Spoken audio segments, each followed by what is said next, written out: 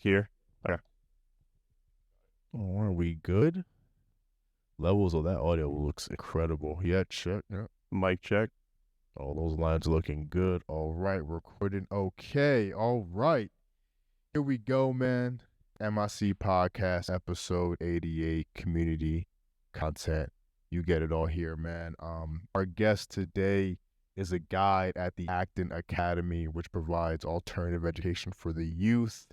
I'm here with my man, Caysen O'Keefe. Brother, what's going on, man? Nothing much, man. Glad to be here. Absolutely, man. No, I really want to cause just really in doing the research for acting, I was just, kind of super interested in just like, what you guys are about, how you got involved, you know what I mean? And just kind of, you know, getting the whole scope of like, what you guys do, man. So it's gonna be great to, chop it up. And I was even kind of thinking, I mean, I've personally I have a degree in communications, but like it really hasn't helped me. Let me not say that.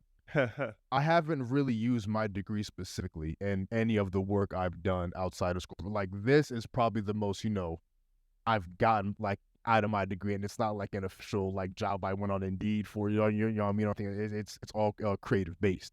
You know what I mean? So just like a lot of the principles that like even like kind of drove you towards acting. I saw myself kind of like being on tick with, bro. So I just kind of even wanted to dive right into it. Like, what was a moment that kind of hit for you that made you kind of step back and reflect on the way the education system is set up currently? I mean, that's a hard question to answer because I feel like in 6th grade, I was telling my mom that like school doesn't make sense for what I am and what I want to do.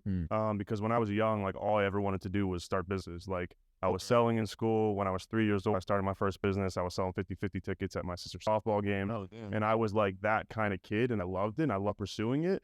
But when I brought candy to school to sell it, I wasn't able to.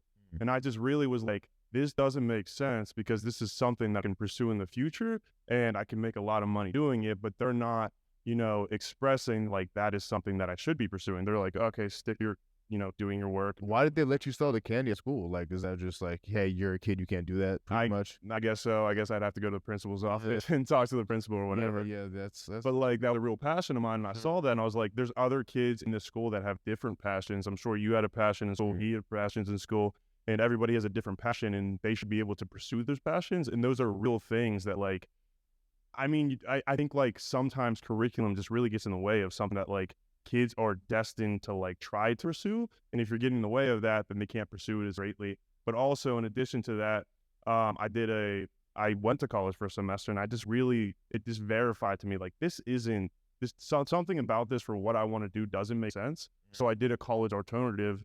And basically what that program was self-directed education.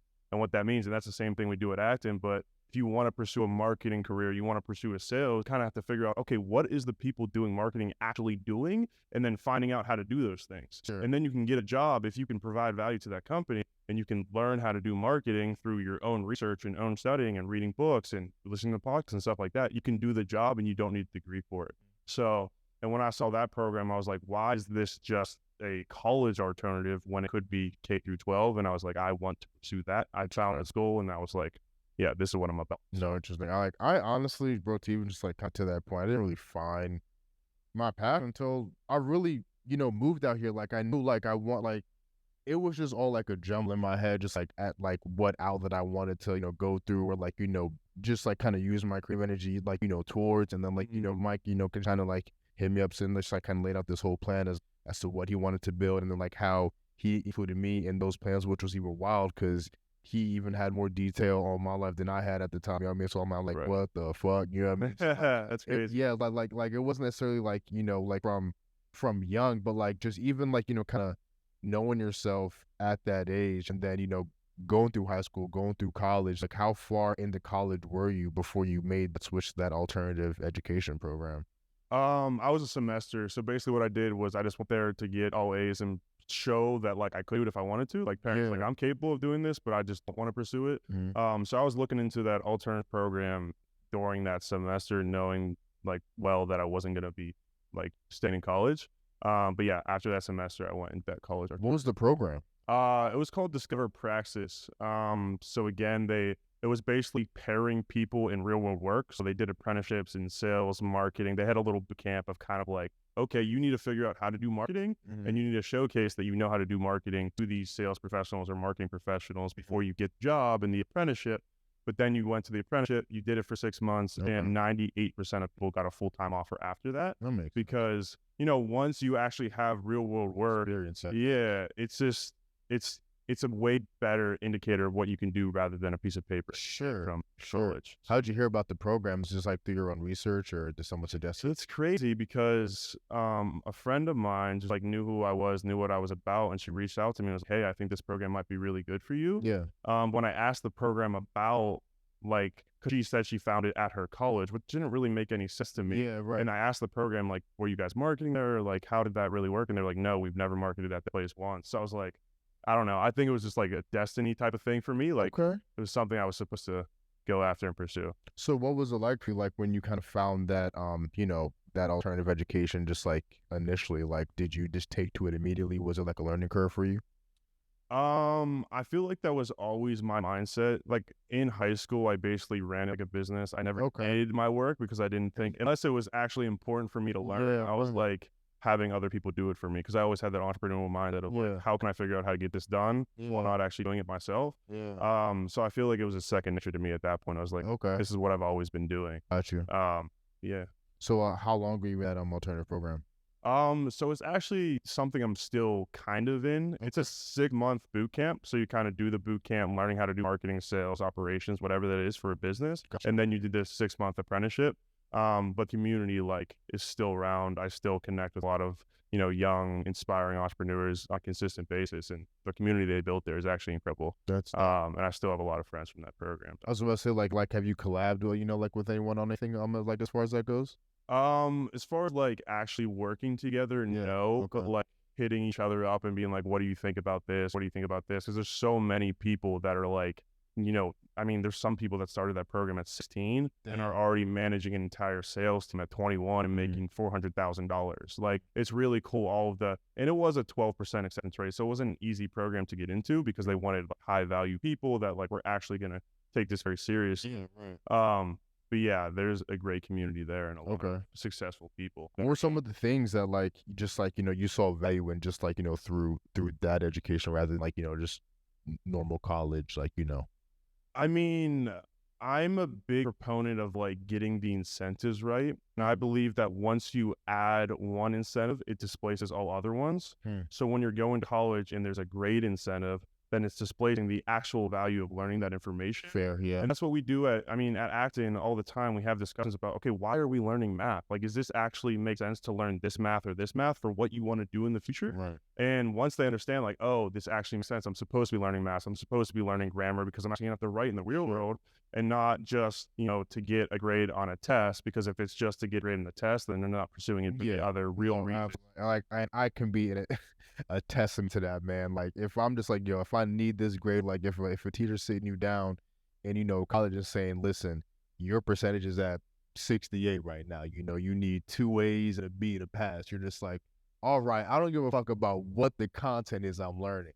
Mhm. How do I get 2 A's and a B to pass this fucking class? You know what I mean? And it's just like you're just trying to maneuver Right. this and that and the third, and it's like you're just trying to get the result rather than, you know, embrace the content that like you're learning. Right. And there's a different result that kids are going to get. Like they're actually going to be able to have real skills in the world if they're Yeah. doing it for the right reasons.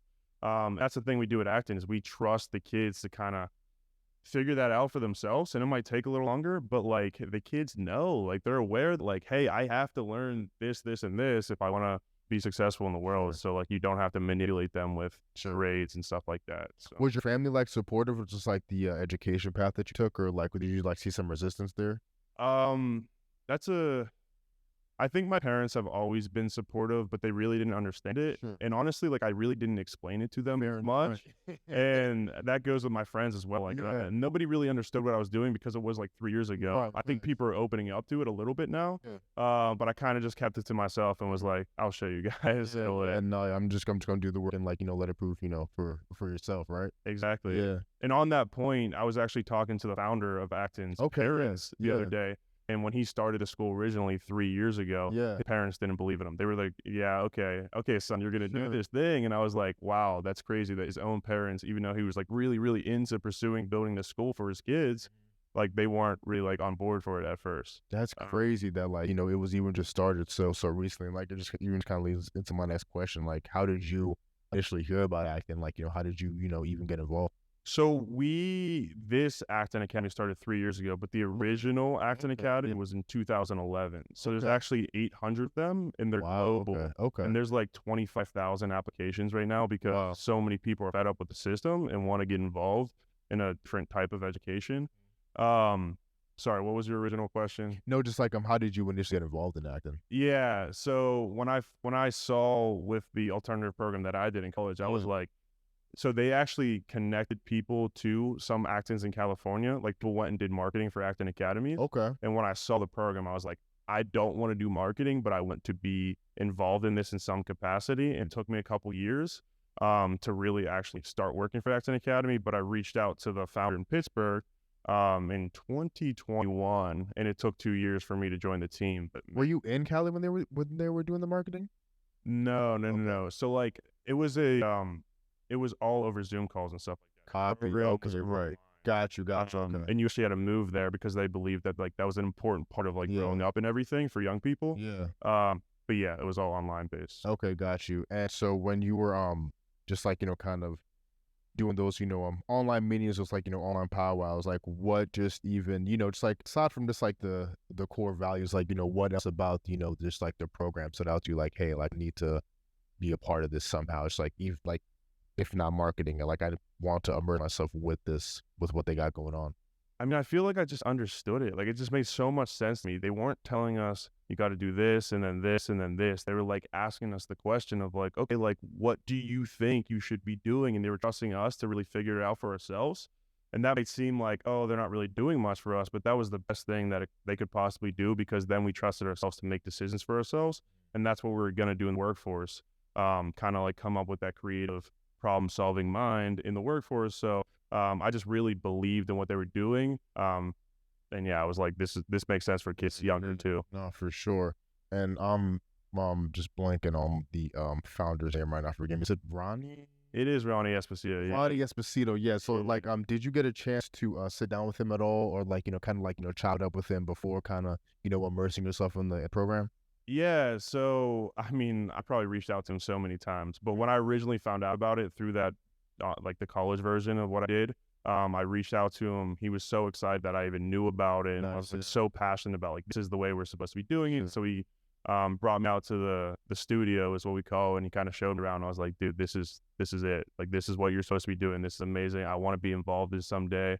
And didn't really have any positions open for me at that point. We were like someday we're going to work together. Yeah. And then he reached out to me at the beginning of this year and was like, hey, do you know anybody at that? Because he knew like I was doing other things and he didn't think I was going to be the person kind of join the team. But when he reached out to me, I was like, this is something I've always wanted to pursue.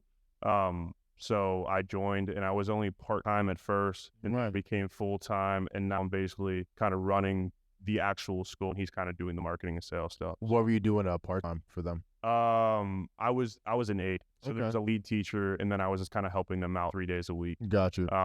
And somebody else was helping the other 2 days. Okay. And then how was that jump from, because you're a guide now, right? Yeah. Okay. So like, how's that jump from, being an aide to a guide? I mean, it was just, to be honest with you, easy for me, I guess, because I feel like it was always in me. Like other jobs have been kind of like irritating and hard to kind of figure out, but this one was just so natural to me. And I think that goes back to my mom. My mom was actually a preschool teacher for 35 years. Wow. Okay. So I've been around kids for a very long time and I just saw what she did and how she believes in kids and how like, great she was at her job. So I've just been around her for so long that it was kind of natural for me to like kind of step in. And I kind of had to be honest with you, because when I became the lead teacher, I was actually leading 2 classrooms at one time and somebody else was just kind of helping out. So I really had no choice to kind of take over. Like, kind of help out. Yeah. And, and we really, mentioned the term a couple of times here, but, you call you guys yourselves guides instead of teachers, like you kind of stray away from the term teacher, and just kind of explain the philosophy behind that. Yeah, man. So when kids go through school from the time they're 5 to 18 and they're told what to do at all points of the day, and they're punished by teachers and other people above them, they're not really understanding how to create discipline for themselves. But also, like, we don't ever answer questions ever because we want them to be fully like, okay, I need to think about this for myself. I need to figure it out for myself. Like, I don't need to rely on somebody else because they're not going to have that when they graduate from Acton. So we just really believe in the philosophy of like, you're capable of figuring it out. I'm not a teacher. I'm not going to lecture to you. I'm not going to tell you what to do. You're capable, and I trust you to figure out that for yourself. So, Okay. yeah. So how do you, navigate the questions that you get asked? Like, how do you, go about giving them the tools to kind of figure it out? Yeah, so like if they ask a question, I just ask another question. Like, is there a resource in the classroom that you could like kind of use to figure out that information? Like, if they don't know how to spell a word, like, is there a resource in here that you could go and find that word? Or if they want to learn more about history or whatever, I was like, you can research that. Like, you're capable of doing that. And yeah, stuff like that. Just we want them to realize, and when they get older, they don't ask questions anymore because they have those skills to kind of like know, like, oh, I have a question, I can figure that out for myself. Yeah, I'm relying on anybody else to sure. do anything. What age range do you teach? So this year I was 3rd through 6th, and that's another thing about what we do is we do mixed age classrooms. Okay. So it's not just 3rd grade or 4th grade, and that helps us a lot with like being able to be a guide because the 6th graders are able to kind of help and teach the younger kids, and that's a really important part of what we do because the ultimate level of mastery is being able to teach somebody else, and they really love that process of teaching. So I don't want to take it away from the older kids by going in and like answering those questions when those kids could answer from younger ones. How many grades like at a time? Like do you do fifth and sixth, maybe like third and fourth? So this year it was kindergarten to 2nd and Okay. 3rd to 6th. We only had 2 Okay. studios, but Okay, next okay. year it will be kindergarten to 2nd, 3rd to 5th, and then 6th through 8th. Mm. And those will be, and then there's going to be a launch pad too, which will be 9th to 12th grade. Okay. Yeah. Got you. And you said just like even, before, being a part of that whole, program that like you took a tour, like what's like the setup like? Like what's like studio setup like? Like, what's that campus look like? Yeah, it doesn't look like a school. We don't Yeah. have a cafeteria. There's not desks. I mean, honestly, we try to make it as comfortable as environment as possible. We have a couch in our room. We have really cool chairs. Like, we make it just an experience where like kids want to be there at all times, Mhm. and they do. But yeah, it kind of looks like home, to be honest with you. A lot of the kids are like, this is just my second home, and I love to be here. Yeah. Because of, the environment that we create. I hear that.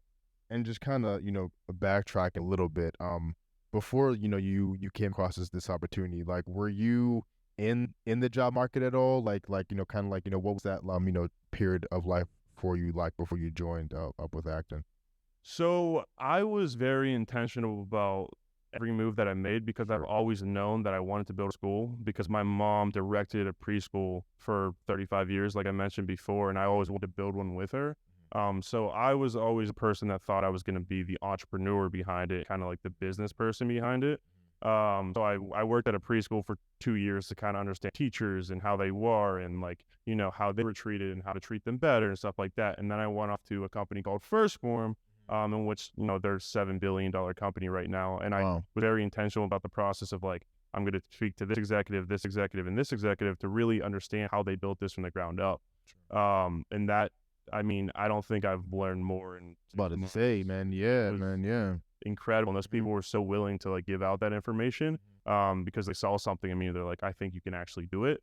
And then I came home and worked for Hurt Locker, which was an athletic training facility. Yeah. He wanted me to kind of help him build his business. And I think that was a really good opportunity for me because it was more of like, okay, just starting out, like, how can I help this grow?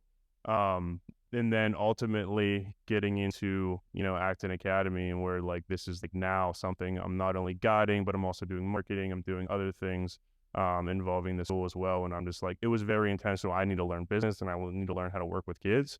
And now that I'm at Acton, it's what I'm going to be doing for the rest of my life. Got you. Yeah. So do you think just like even those experiences with Her Locker and like, helping your mom out, like what do you think from those experiences you brought into acting? Man, with First Form, the thing that I brought in the most is just like the only way to lead is by example. Facts, yeah. And like with the kids, like I have a very important role, and I've never been better than I have been now, just because I know that like they're looking up to me. Everything I do is what they're gonna They're do watching. too. Yeah, right. Yeah. So I mean, I think at first form, if there was like a little thing like round and you didn't pick it up and someone saw that, they're gonna call you out on it. So like the little things mattered so much, and like bringing that to the school and like acknowledging the fact that like, hey kids, like this is important. Like if you want to change the world, is what we believe in Acton, is like every kid is a genius that's able to change the world. But if you're gonna change the world, you got to start with making your bed. You got to start with picking up the trash on the ground when you see it. Like that's your responsibility to pick that up. That's what I learned at first form. And through my mom, I mean, she just absolutely loved her job and she worked harder than everybody else.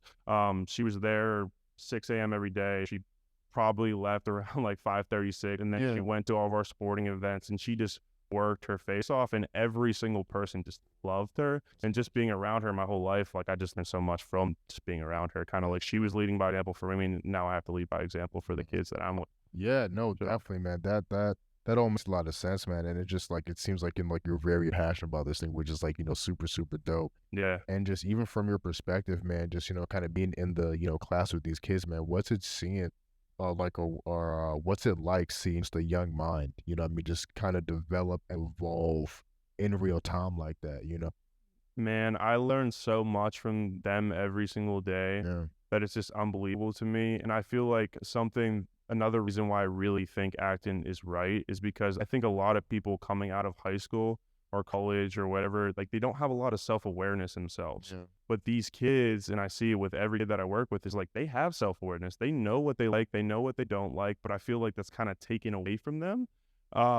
Throughout their experience through school, but like they just love to be there. And yeah, seeing the progression of like their thought process and stuff like that, I think a lot of these kids have very good parents, so they already have like a pretty good mindset. Mhm. But it's just so cool to be around them every single day. Like I love my job so much. Was there like a specific experience that just kind of made the light bulb off like, okay, damn, I have a hand in shaping what could be doctor, lawyer, what I mean, just whoever they, like turn out to be in the future. Like, this is an imprint. Cause like, just even like, speaking personally, I definitely like remember some of my favorite, like the first, second, and third grade teachers, man. Like, it's just, Yeah. shout out to Mrs. Reed, Mrs. Grant, you know what I mean? Like, all of them. So, Yeah. and it's like, I don't know, have you seen, or just like even heard of that show, Abbott Elementary? It's like on, ABC, like it like won like a bunch of Emmys.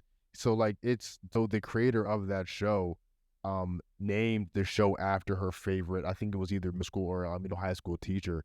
So like it just kind of highlights just the impact, a teacher or, a guide, as you guys call him, like Right. could have on a kid at that age, you know what I mean? So like, again, it's just anything specific or just like any moments that stuck out to you. They're just kind of like, damn, this is a really important job. Like, Yeah, so there's two examples of that I could think of. So I started in January being like the full-time guide, yeah, and like 2 months later, a mom came into me and she's like, "My son has never smiled, like ever, like even at home, at school, damn, and now he's coming home, he's smiling, he's happy." And I was like, I don't know if that was, but like I was Right. like, this is crazy, like you can make such a good impact. Yeah. Another mom came in like a month later and she was like, my kid just told me that like school doesn't even feel like school anymore. Like it's just so fun for her. She's skipping to school every day. She loves to be here. She wants to be at school. She doesn't want to go home. Like, and I mean, those two examples right there is like, I mean, I just know that like I'm in my passion and I love this, and Sure. these kids love it too, and that's the most important thing. So. No, definitely. Were you teaching or like have you taught in any capacity before acting or no, not really? Yeah, so I was a preschool teacher for two and a Oh, half okay, years. okay, yeah. Yeah, and I was very intentional about like just like picking the other teachers' brains, like Sure. how do you operate? And I mean I enjoyed that, but I just really, I mean at the younger age groups you can't really go deep with them. Yeah, right. So I knew that like I wanted to work with kids, but I wanted to work with older kids. Mm-hmm. And now I get to work with older kids. I'm a middle school guide now. Yeah, So facts. it's the best. What have you seen is like, I mean, because 2.5 years as a teacher, like it's almost like going to war, you know what I mean? It's almost like teacher years are almost like dog years. Like a year is like, 4 or 5, you know what I mean? Just like Right. with the way, what kids can be sometimes. But like, what have you seen just like having experience in like, both public education and like, alternative education? Like what are like the main differences between just like being the students that like you've seen or like you've picked up on? So I I would during COVID, I was working at the preschool still, and I Okay. was running. So like the kids that weren't allowed to go to school, they came to our daycare to do their Okay. work. Yeah. And I sat there and watched them on their Zoom calls, and they just were so anti like doing anything because they didn't enjoy any of that. But comparatively to Acton Academy is like we put them in situations in which they actually enjoy the process of learning, and we don't force them to do anything. Like we don't have any required readings. We have a thing called Year in which they can pick the book they want to read, and they can read the book they want, and then they love to read because they pick the book they want. But I mean, I think the biggest thing is they just enjoy being there. And there's nothing that we have them do that they don't enjoy. And that's the thing is like the seventh graders are like, I don't want to have summer this year because I love school so much. And like, you just don't see that. Like I asked the kids at the preschool, like before and after school, like, do you love school? Do you like school? No. Why? Who likes school? And I'm like, that's not how it should be. These kids like only have one childhood. So like they should be enjoying themselves and, liking school if they're going to be there for 40 hours every single week. How do you find like the balance between like, I mean, because these are like young kids. Like, how do you find the balance between like giving them too much like autonomy? You know what I mean? Just like with what they want to do versus like actually structuring their education. Yeah, so we definitely have structure to what we do. It's not like just a free for all. Yeah, right. And we also have standards for what we do too. Like, yeah, we have a lot of freedom within our studio, but if you show up late, like there's a real thing that like you can't do that. Like there's a standard that we're setting and they need to meet those standards. And also like it takes a lot because we have a currency in our classroom, so it takes a lot to like earn Eagle Bucks or whatever it is. So they kind of understand the framework of like hard work takes a long time to, get some rewards for it.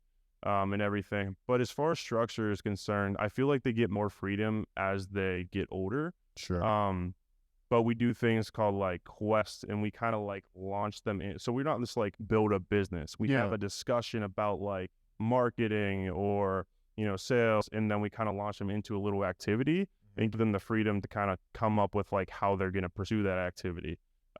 So we definitely have structure to it. And as they get older, there's less and less structure. I feel that. And do you think, or like just from what you've seen, like have they been pretty receptive, or are there like some students that, again, just like kind of have like I don't know trouble, or just like maybe stuff is not quite clicking for them versus like other students?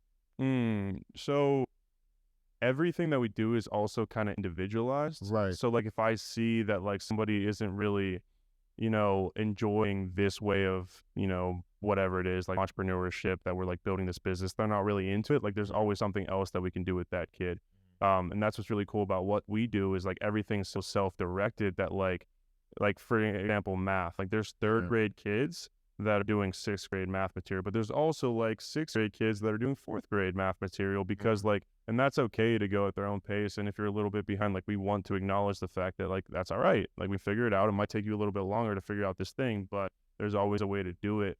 But as far as like, kids really not loving it, like we have conversations about this stuff all the time. So if there's something that like they're not enjoying in the studio, like we're going to address it. We're going to have a big old conversation about it.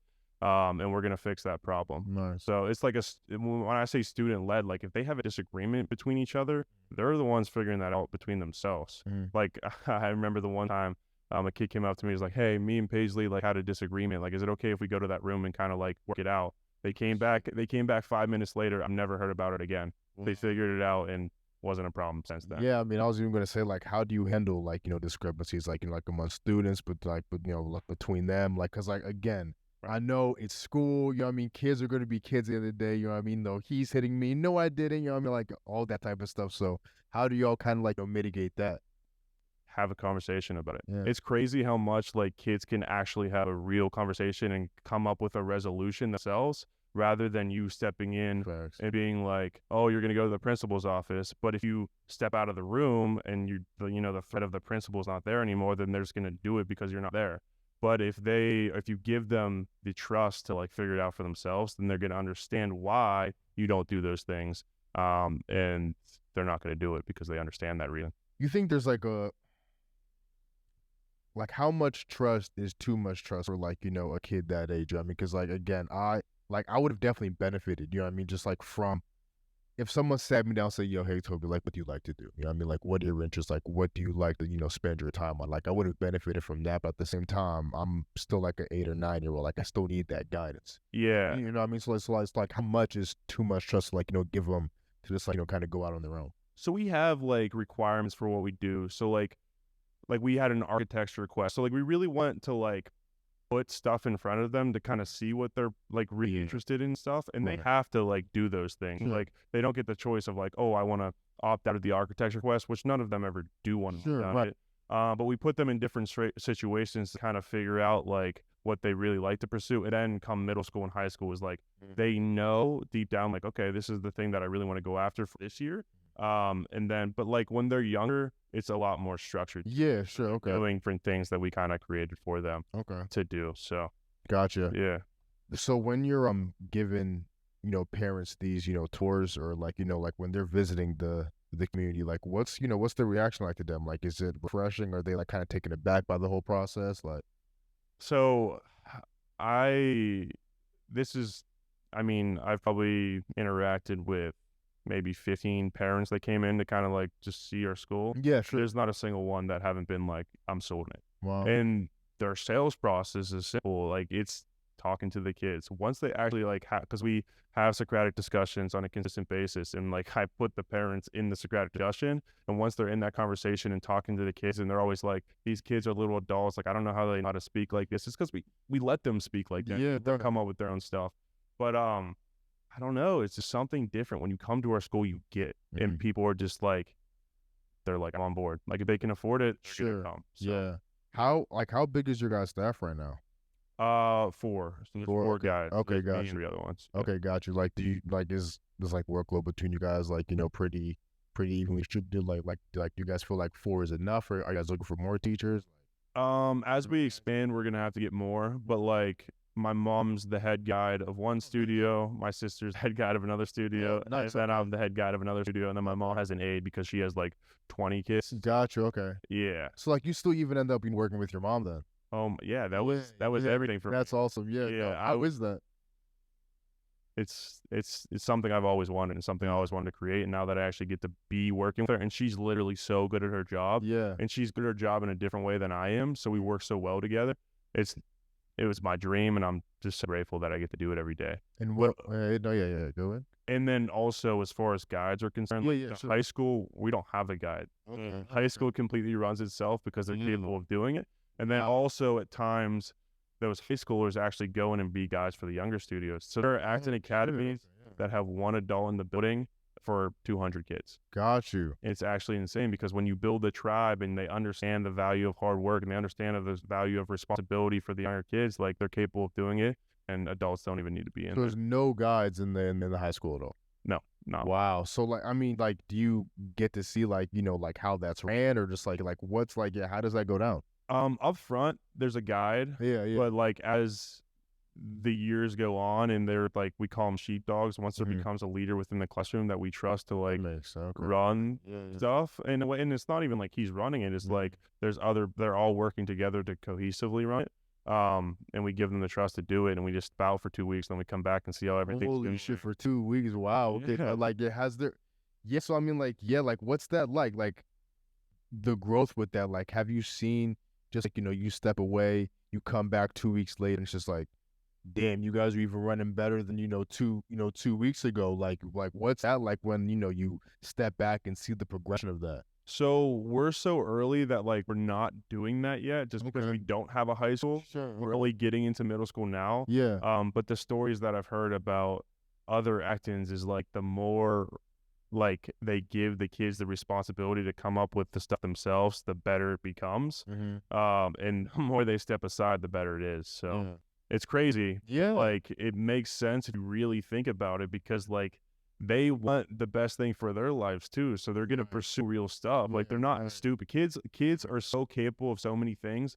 And when you acknowledge that fact, it's really cool what they could do. Yeah, no, I mean, if I'm like, even like my little sister, I mean, she's growing rapidly, what I mean? But like, even like, when she was younger, I would just, talk to her like I'm talking to you, you know what I mean? Like, borrowing any like, language, you know what I mean? But no, but like, honestly, man, and it's just like, like, if you take the effort to like talk in a certain way to kids, like they like pick up on that. Mm-hmm. I feel that's like, why are you talking differently to me than you would?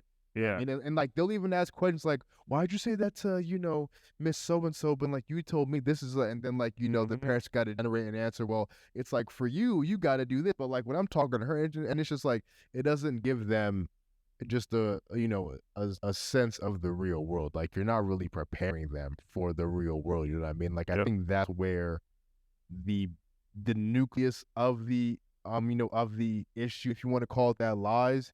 It's like a fine dance, like a fine line you got between guiding them as kids because they're still kids, but then giving them a sense of reality. Right. You know? Yeah. Mhm. And I think as far as this being in the workforce and being first for 'em, like so many people were so quick to be like, what do you think about this? Like, is this good enough? Is this okay? And people like higher up people just want people that are capable of like figuring out for themselves, Yeah, trusting right. themselves to like make those decisions. They don't want to have to make the decision for you. Facts. So what we're teaching is like, no, you are capable of like, is that the best that you can do? If it's the best that you can do, move on to the next thing. And when they get older, they're not going to have that like insecurity of like, oh, is this good enough? Like some authoritative figure, like giving them an A or a B or something like that. Like they're capable of figuring it out. So, Gotcha. Has anyone been in the program and then like they could just kind of like figure like it wasn't for them at any point, or have you had anyone leave?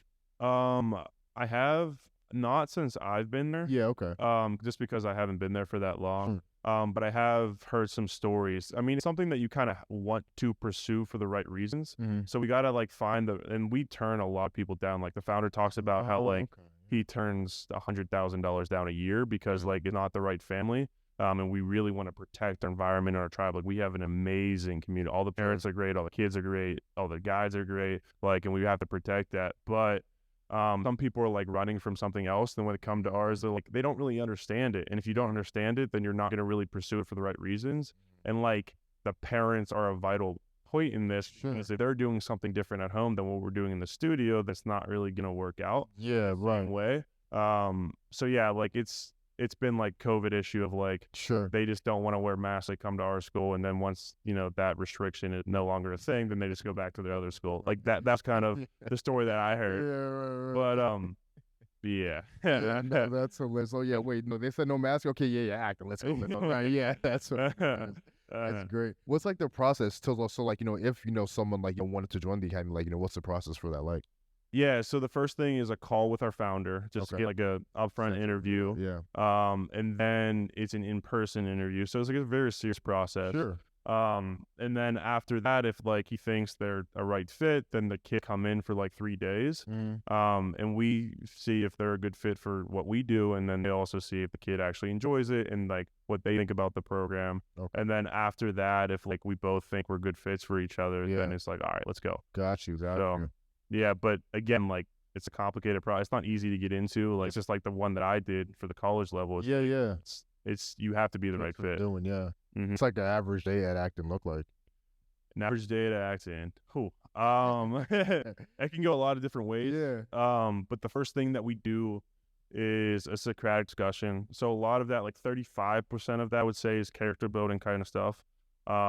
A Socratic discussion is basically yeah, it's like asking a question that doesn't have a real answer to it. So at a young age level, that's like, what is more important, saying please or saying thank you? And there's no right or wrong answer to that, but they have to support their answer. The answer to that. I know it's hard. Yeah. You really have to think about it. Yeah. But like we do that for history too. Like we put them scenarios of like going through different types of governments, and if you were in this situation in this war, what would you do? And like really get them critically thinking about it instead of just lecturing to them for 20 minutes. So that's like a 25-minute conversation. They have to show up on time.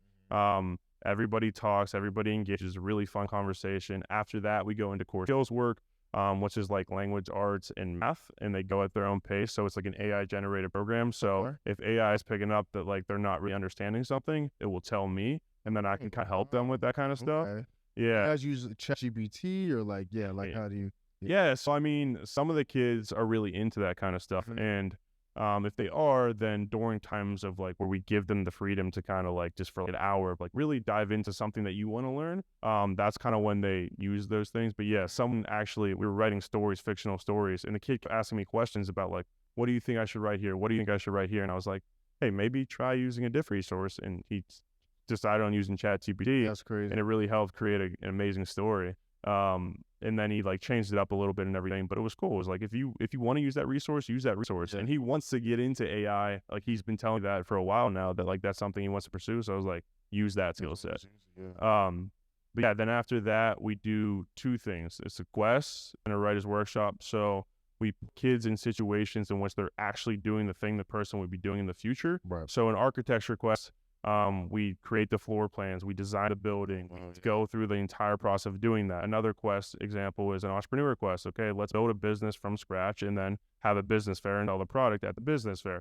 Like I said, writer's workshop is more like we're learning about poetry and like we're writing poetry, or we're writing fictional stories and writing like, again, fictional story. After that we have Dear. So Dear is just drop everything, read whatever you want. Doesn't matter. Yeah, I think I even did that in elementary school. Yeah. Yeah. Their program. Yeah. Yeah. So we don't have required readings or anything like that. They just get to pick whatever they want. And then we actually have 3 discussions a day. So history, we never ever lecture, because what we realize is kids get super bored. Nobody wants to sit there and listen to something. I get bored during a lecture, man. Like if someone's lecturing, I might just fall asleep. Hey, Yeah, you know what I mean? Like, yeah, it don't got to be an age thing, man. Like a lecture is a lecture, man. Like, Yeah. like you're going to be nodding off if it's not like, all right, someone just kind of like, yeah, well, this year and that year and that, you know what I mean? Like, yeah. yeah. The only reason you stay up is because you're getting in trouble if you don't. No, like literally though, man, for real. Yeah, honestly. Yeah, and it's not engaging. It's not fun conversation to be a part of. So we have another Socratic discussion, and then we kind of give them the freedom. Like, okay, what do you want to work on? What do you need to work on? Just give them the freedom to kind of come up with what they want to work on. Gotcha. So that's what a typical day looks like, and it fluctuates from time to time. Yeah, but, got you. We have a podcast as well. So, Oh, nice. Okay. Yeah, some days where they're bringing people on, like they had Trey Tipton on. I know you know Trey. Okay, yeah, facts, yeah. And they're interviewing him, and they're doing the editing process. And stuff Dope. like that. How often do you guys conduct that? Up the podcast. So there's 3 different groups, and each group got to do it like on a different day. Yeah. And sometimes they're interviewing each other. Like we just started with this, and next year I think we're going to bring in a lot, because I mean it's really important, because if they want to know more about real estate, we can bring in someone that knows a lot about real estate. They can ask those questions. Yeah. And then put it out there for other young kids to learn too, which I think is important. Do you think there's like a lot of just like similarities between like the acting academy and just like, let's just say like a vocational school, because like it's really like putting them in like those scenarios, you know what I mean, to like actually do the thing that you're going to school for? Yeah, 100%. Yeah. It's real world work. And yeah. Our middle school, in 6th grade, they start doing apprenticeships. So like they're actually doing real world work. We're not just doing, because like a lot of what we do with the quest and this workshop is like simulating what real world work would look like. But then come middle school and high school, we're actually doing the real world work. What's some of the work? Is just like primarily architecture, just like primarily marketing, like what lessons are like using shape, just like some of their career direction? Can you ask that question again? Yeah, it's just like with like some of like the real life simulations that like you're giving them, like what careers is it like what towards? I know like you have the architecture quest, but is there anything else just like along those lines? Yeah, so like for history, for instance, like we have someone be King George, we have other people play different roles inside of that, and really just like make it fun, instead of just reading a book about it or whatever. So we do a lot of that kind of stuff, and then again, I mean, there's so many different things we do, and there's honestly I've only been doing it for 3 months now, so I don't even know sure. that we do, but yeah, it's everything. I love that. Most of what we do is simulations or real world work. Okay, yeah. Was there anything like you found maybe difficult to pick up on as you transition from part-time as an aide to like becoming a guide? Is there like things like you maybe had to tweak with your whole process when it came to that? I think the hardest part of my job is just like the emotional side of things, because like kids can get really, it's like it's almost like you're a therapist in a way sometimes. It's not even just being a teacher. It's like, okay, like this kid's feelings are gonna get hurt, but like this is the best thing for him. Like he might be upset right now, but I know I'm doing the right thing for his future. And I mean that's the hardest part, because like when I was an aide, like I really didn't have to deal with that because the lead teacher did. But now that I'm in situation, it's all on me. So like I'm the person in charge of having those conversations with the kids, and it's tough. But I know I'm doing what's best for them. Yeah, and obviously you don't gotta get too specific, but like what was a scenario like you just kind of had to tell a kid something that was good for him, but they didn't necessarily think that at the moment? So it was actually during football, and the kid kept making excuses for like, oh, you made a bad pass, or my team is not good and stuff like that. And it was not just him; it was like 3 or 4 of them that were really making excuses. And I kind of just like had a very hard conversation with them. It's like, if you lost, it's on you. Like, there's lots of things that you could have done. Like, I never want you to blame it on the ref or blame it on me or stuff like that. And I typically don't go into those like really hard, like, because I want them to figure it out themselves. But at a certain point, like when I heard that, I was like, you're blaming everybody else but yourself, and there's things that you could have done to win that game. So don't do that. And it was something that was, I could tell, like, made an impact on them, because like I haven't seen them making excuses they know not to. We actually call it excusitis at our school. I don't know if you've read The Magic of Thinking Big. No. But yeah, we don't do excuses today. Excited. That's hilarious. Yeah. Do you like, cause like I know, like schools, parents have their own way of doing things, and like I know you said, like if they're not really taking it back home with them, just like how the academy is run, I mean, like it kind of like puts a dividend things, like Yeah. so like has there been any, I guess, pushback from parents, like you may have seen at certain points? I think like I said, like, he turns down a lot of people. So that application process is so like extreme that like we make sure that people like that aren't in our system. And if they are, then like we had to get people out before. Oh, Because, for real? yeah, I mean, they just don't understand it. They don't. But like he's been very good about the last couple of years, like not having to do that, because exactly, vetting people. But yeah, if they're not on board, they have to find somewhere else to go. I feel that. And like I know you said you use an AI interface to like kind of help structure things. What interface do you use? Yeah, so Lexia is for language arts, and then Zern is for math. Gosh, okay. Yeah. So like what, like do you just like kind of plug in like what you want to teach them that day, or like how do you? It's already structured. So there's a whole curriculum there, and there's like lesson 1, lesson 2, lesson 3, and they can go as fast as they want or as slow as they want. And it gives them the little like lecture or whatever, and then it kind of like takes them through the process of learning, I don't know, whatever it is for that day. And then it will actually, if they see they're doing really well with something and they shouldn't be here, it will move them up a year or whatever. And I could see everything from my end of things. But yeah, it's kind of something that I'm kind of hands off with. Yeah. And the program kind of does it itself, which is really cool. With it being so like individually catered, like do you find kind of like, I don't know, like just like how do you like not get it so jumbled?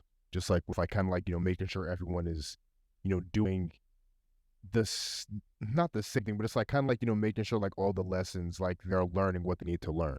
Like does it like kind of get hard to organize in that sense? The program kind of does. I see what you're saying and what you're asking. Yeah. But like they're all doing the same exact program for math and language arts. Got you. But there's different levels of the program. And for other things, like it does get kind of complicated. Like I had 14 kids with 14 different businesses, and they were all different levels of like where they're at in their business. And I'm like, wow, this is kind of tough. Really help these kids. Sure. And they were all reading 14 different books too. So like I had to make sure like the grammar was right and all this kind of stuff. So that kind of gets complicated and hard. But with the older kids in the classroom, like they take a large portion of that off of me. And they take a large portion of that responsibility. Got you. Yeah. As far as like just like your perspective on like the public education system, like do you think there's no benefit to it at all?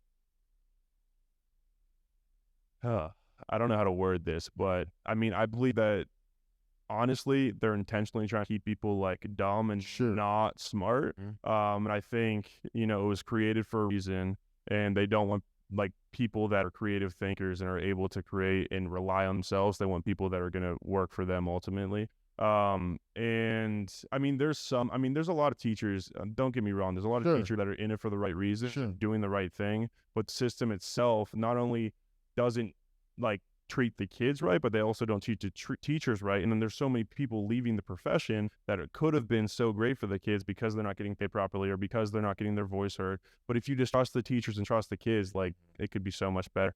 But yeah, I mean, there's some things that are good, but a lot of it I completely don't agree with. What about like the social aspect of public school? Do you think like that may be like a benefit as far as like compared to acting? No. Okay. Because I mean, our socialization is we're having conversations all day long, but in Yeah. public school was like the only way that you can really talk Yeah, is right. like raise your hand. And if Yeah, really that's alcohol. onyx, like at Acton, that is number one priority. Sure. If we're doing work and I see someone say something rude to somebody, that's like ultimately like, I don't care what you're doing. I don't care about math. I don't care about language arts. It doesn't matter to me. We're having a conversation about this and we're getting this figured out, because that is not something that's going to happen at a school, because character is number one at Acton.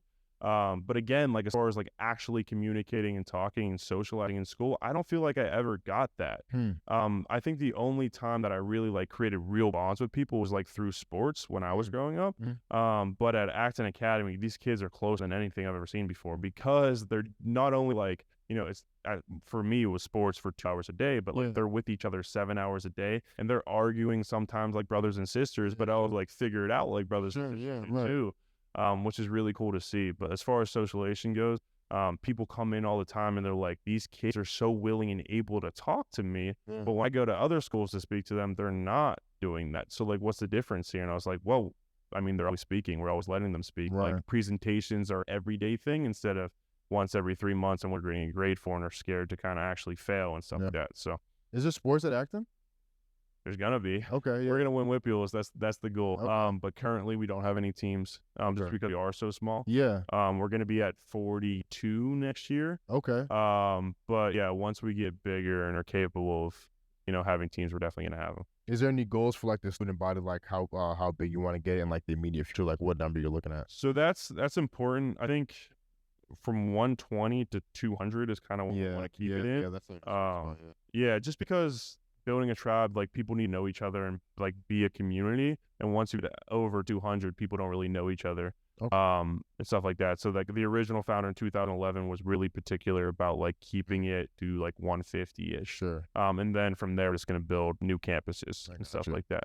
I want you to briefly speak on just like because you have plans on building your own academy or like your own school, correct? Yeah. So let's kind of speak on that. And it's like do you see how long do you see yourself at Acton, and just like kind of speak about your plans beyond Acton? So me and the founder have conversations about this all the time, but his original goal was only to build one.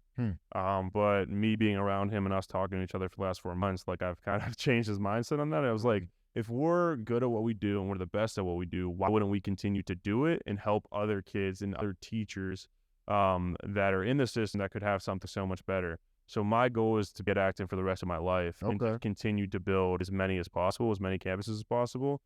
Just never stop. Yeah, sure. And then so like just as far as like an academy that's like ran by you, like how do you see it running? Similarly? Yeah, I mean I'm in the mindset. He's in the mindset of like he built this for his daughter originally because he saw something wrong with the system and he wanted something more for his daughter. For me, my mindset, and that's why we work so well together, is more for my mom. Like I wanted to build a school for my mom, so we have two different mindsets about it. But I want to give teachers the opportunity to work when they want and how they want. So like if there's somebody who's a mom that really loves the profession of teaching, but wants to also spend time with her kids, like she can work 2 days a week for us if she wants to. Like that's something that's possible for her. Or if somebody wants to be a head of school one day, like that possibility for them. If somebody just wants to be a guy for the rest of their life, we're going to give them a really good opportunity to be that guy and also get paid a ton of money for it comparatively to other places. But yeah, there's going to be a head of school and there's going to be guides and we're just going to continue to build that way. Yeah. And that was something that I really learned in St. Louis is like, I kind of want to run the game plan that CEO originally ran with his company. So we had something like GNC, like supplement stores, and he built one and then another and then another and then another. And I really picked their brains on like how they went about that process. And that's kind of what I want to do with the schools is like just build one after the other and kind of run a similar to what we do now. Absolutely. Man, Caysen, bro, thank you so much for joining us, man. It's been a pleasure for real. Yeah, man. Thanks for having me on. I really appreciate absolutely. it. This is the point in the power where if you got anything want to plug any socials, where they can find your account, the Acton Academy account, or just anything about Acton that people should know about. The floor is yours, man. But thank you for taking the time. Yeah, absolutely. I think the biggest thing if you want to learn more about Acton Academy is go to the TED Talk, Jeff Sandifer, Acton Academy TED Talk. That's a really good resource if you want to learn more about the school. I'm Caysen O on Instagram, and then Acton Academy Pittsburgh is kind of where we, on Instagram as well, is where we do a lot of communicating. So There y'all go, man. Listen, Caysen O'Keefe in the building, MIC Podcast, episode 88. Man, we are getting up there. Community content. You get it all here, and we're out, and we'll see y'all later.